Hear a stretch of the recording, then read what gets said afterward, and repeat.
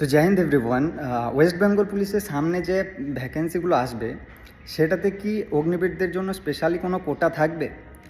দেখো, এই কথা আমি কেন বলছি, কারণ কিছু সময় আগে Suvendu Adhikari, now who is our honourable chief minister of West Bengal, তিনি বলছিলেন সাংবাদিকদের সামনে যে আমরা যদি পশ্চিমবঙ্গে সরকার গঠন করতে পারি তাহলে অগ্নিবীরদের জন্য আমরা পশ্চিমবঙ্গ পুলিশে কোটা দেব।